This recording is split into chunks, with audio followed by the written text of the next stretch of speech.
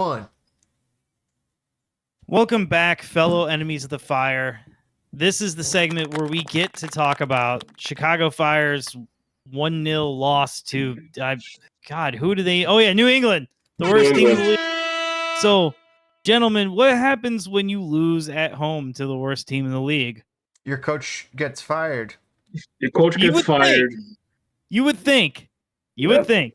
But I mean, if it happens in the middle of the season or in the beginning of the season where you have enough time to potentially rewrite the ship, you imagine the coach gets canned and you put another person in charge. But if you're doing that, if you're really having to look around for a coaching search that has been going on for over a year and a half now, ever since they've installed Frank, they've been apparently looking for a coach because.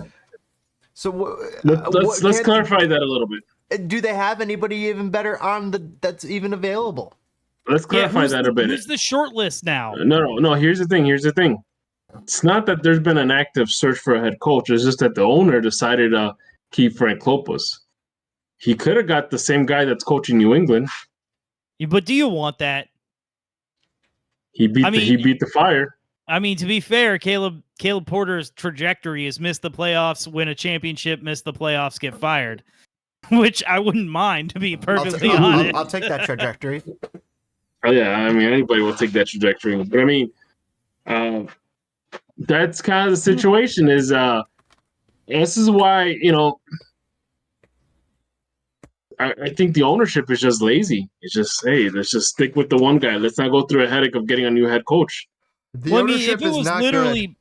it was literally just down to get Caleb Porter and everybody else told him to go pound sand, I have a little bit more understanding. But then again, why would you keep Heights? Dude, they talk about that. They talk about that in the podcast. They rip up Heights.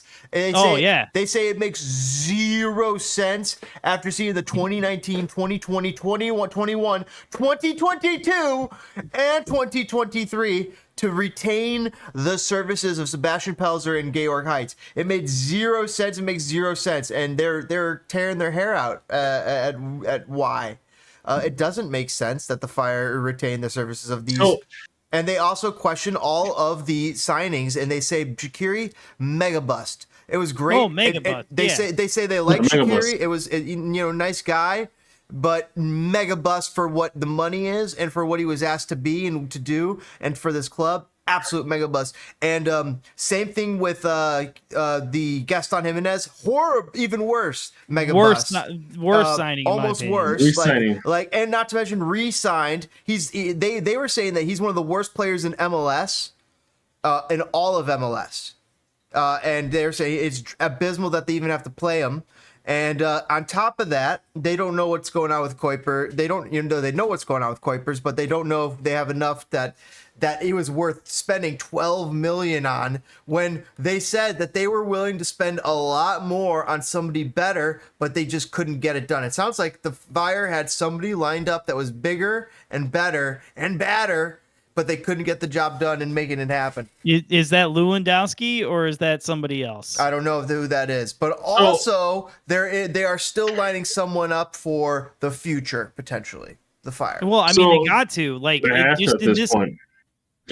The question is, do you want to leave that decision to Heights? No, you need to have somebody else who knows how to spend the money in MLS, because everybody that this guy has hired has no idea how to spend money effectively in MLS. Fire have been at top of the outlay. They're top 6 spender in the last few years, but what do they have to show for it in the last 6 years? Absolutely nothing. Not even a playoff spot. What's the saddest part? You know what's the saddest part of all this is that we take promising careers, Kuipers, Acosta, you could even add Brian Gutierrez to the mix. We take promising careers and we ruin them.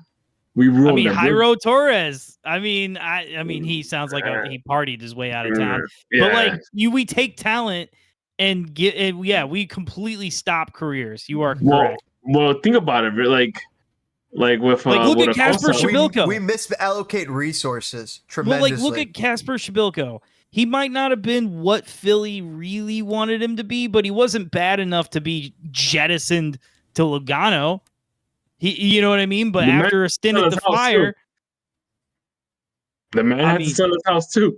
So yeah, yeah. I mean, my thing is this: is that you can forget Acosta, showing up for the USMNT anytime soon because he hasn't been playing that well lately. nah, you know what? He'll get called in because you got Copa America and the Olympics happening at the same time. Maybe, but the thing is you got a guy like Kuipers that went from scoring 30-something goals last season to just scoring what, 2? 2 seasons. Yeah, he has 2 goals. But the problem is that we all see what's going on the field. We all see that, hey, if you want a guy like Kuipers to score, you need to have someone that could deliver. You got to get him You need to touches. deliver. He's like You got to get him touching. He's got one of the strikers with the least amount of touches in MLS. Yeah, you need a setup man.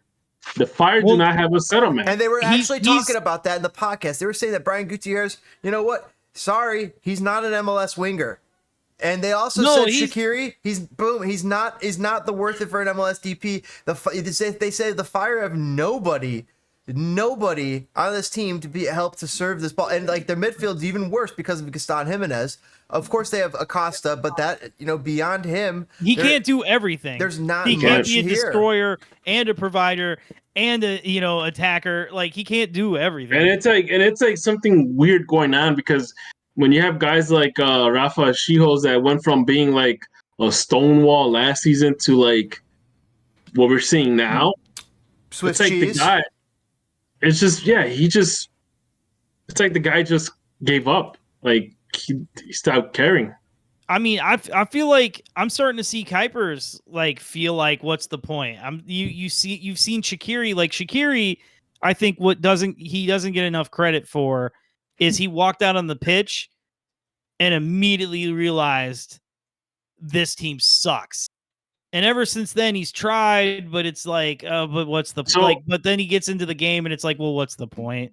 You know what I mean? You can tell. Yeah, and this is where my point comes when I say that the Fire first they need to get rid of Heights, get rid of Klopas, get rid of the whole coaching staff. You need to bring someone that's going to be kind of a hard ass that will kind of drill some sense into these players, kind of make them work as a cohesive unit rather than a bunch of individuals trying to put together plays. And this is kind of one of those. This is kind of one of those situations. You need a head coach that has a firm hold on this team. I don't think Klopas has that. I think Klopas has lost a lot. Klopas has lost that locker room. I totally agree. Did you see that picture that they tweeted out of the whole bench? And they were the most demoralized looking people. You would dejected. Yeah. I mean, you see it like because Aragoni has really taken a step back the last 2 games. Yeah. And I think it's strictly on him changing, his game to try and do too much because he's the only one doing, anything. And now he's trying to do too much. Now he's not playing up to his potential. It's wild, dude. And I'm gonna listen. I'm gonna listen to that segment tonight. Actually, right after this, that's probably gonna be my before I go to sleep thing. But one thing that kind of stuck out to me is when they mentioned Josh Wolf kind of holding the same traditions as a guy like Peter Wilt with the whole paper clipping. Because that shows 2 things. First, you got a guy that has a chip on his shoulder and wants to prove everybody wrong. Second, you got a guy that wants to inspire a team. You gotta make those guys that are starting on the field. You gotta make them believe that they could achieve anything, and and not only that, but also have a firm control of discipline within the team. And at this point with this team, we're starting to see that there's no more. They're demoralized. There's no inspiration. There is, if you wanted to take a look at how bad the situation is. That picture says 1,000 words right there. You look at that picture. I want this to be loud and clear. We haven't scored a goal in 4 games. And that's part of it. That podcast made it clear to me that Peter Wilt has done more for this club than any of the previous owners. And I'm not saying bring back Peter Wilkes. I mean, he's from a bygone era. should be Yeah, he involved. might not have the right contacts. No, and he's this, not that, and the other, not but- for GM, but he should be No, not president for or it. something. He should be involved with this club somehow. I mean, yeah, but look A what happened to steward Klopas. of this club. Look he what should happened to be in the Klopas. brain trust. Yeah. Yeah, he wants to stick around the club. Eventually, you end up coaching it, right? Yeah, but they should have kept Peter Wilt in the brain trust somehow. So- for the Fire. So hold on though. I want to dig a touch deeper because we all know what this 50,000-foot view what's wrong. But like I said, Aragoni's not playing well. You can see players giving up. When do we start blaming Kuipers type of thing? But before we even get to that, I'm seeing everybody lose their shit over Glasgow. And I mean, I see talent, but I didn't feel like he... You know what? Anything that's I get it, exciting people and were- different than focusing Yeah. on the Fire right now is like the greatest. So like, like you called it. Like he's not okay, we'll see.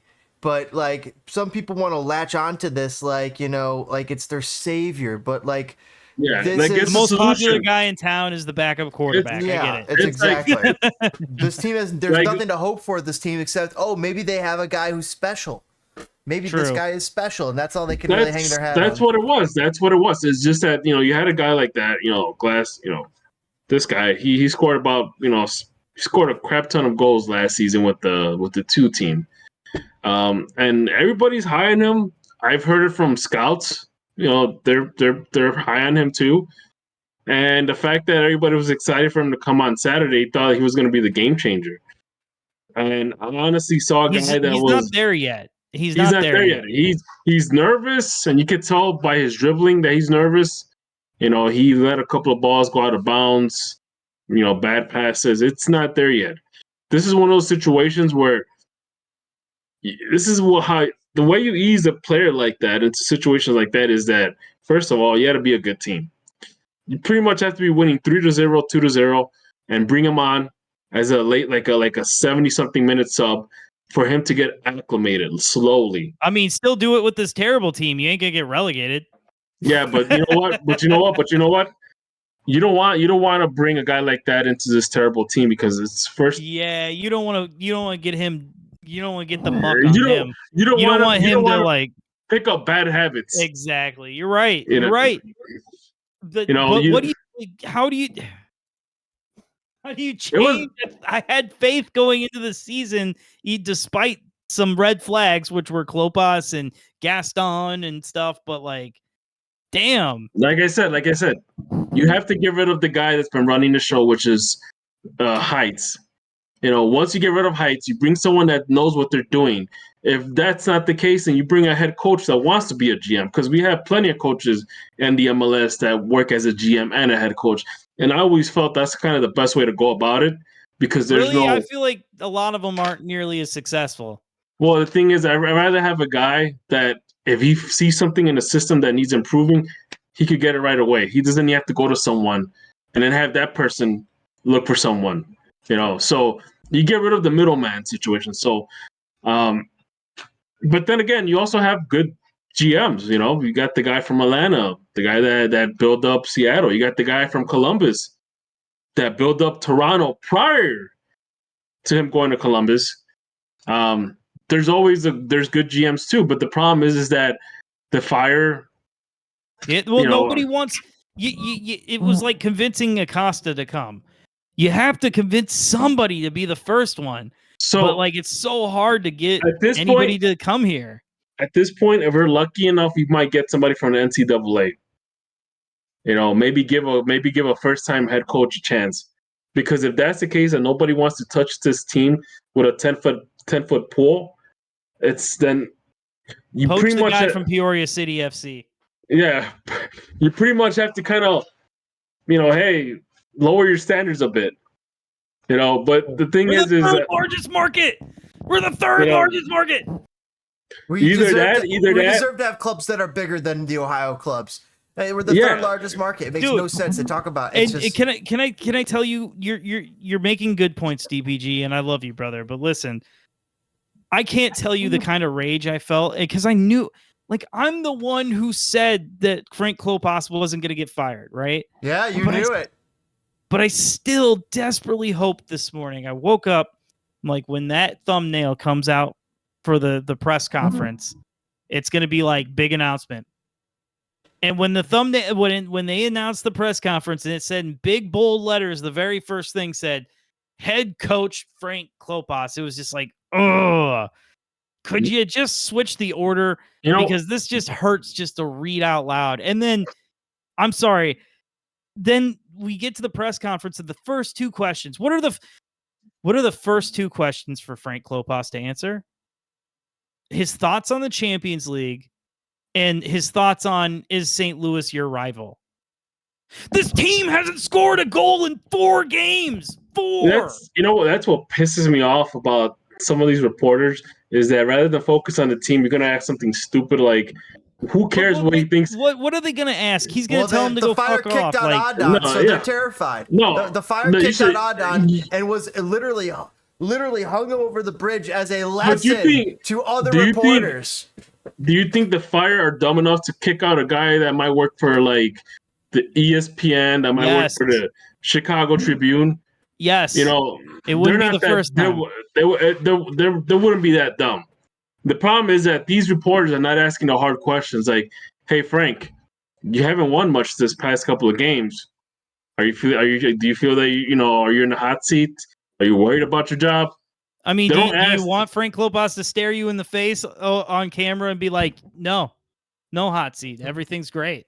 What's your problem? Hot seat? Like, no, I don't know. More like hot plate. I'm making some flautas. Oh, unbelievable. It's like last year. I mean, whoever asked Heights last year if he was gonna be fired, or he was gonna lose his job, or they're not gonna renew his contract or whatever. Amen to that person, man, because that took balls, and Heights was even pissed off that someone asked him that. Well, of course, because all right, gentlemen, let's get out of here. Let's come back. Let's. I don't have time to come back. I don't have time to come back. I gotta jettison. All right. Unbelievable. All right. Well, then, gentlemen, I will be going to St. Louis to see this game with my buddy. Good luck, buddy. I will have good seats, so they better score a goal or do something good, so I don't look like an ass and have to deal with Missouri. You know what? At this point, if the Fire keep losing, that's fine with me. I actually want them to lose. That way, it's a picture. It's crystal clear that it's time to get rid of Heights. Like, yes, if that's what's gonna take for Minnesota to wake the f up to like realize, oh crap, we need to get rid of him. By all means, I'll take a losing season. I've been taking plenty of losing seasons, so hey, what's another one, right? But that's what I said during De Los Cobos. That's what I said during Yallop. That's what I said during Klopas. That's what I said during Pano.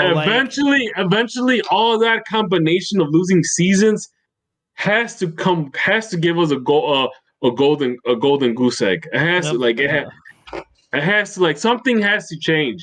There has to be some way that the universe says, you know what, it's time to turn it around. I guess the Golden State Warriors were awful forever. All right. Oh my anyway, gentlemen, what are your predictions for the game? What are your predictions? Loss.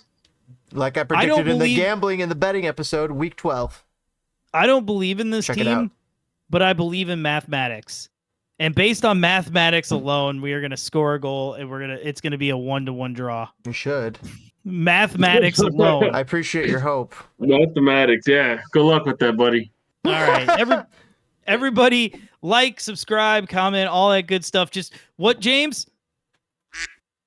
Oh, he literally says pump that like button every fucking episode while I'm trying to do an outro, and he doesn't do it when I throw it to him. Pump that like button. We'll see you guys next time. Enjoy your St. Louis style pizza with that weird cheese, whatever it's called. Gruyere. It's vegan. It's not weird. It's vegan. No, I don't need to kill nothing to enjoy pizza.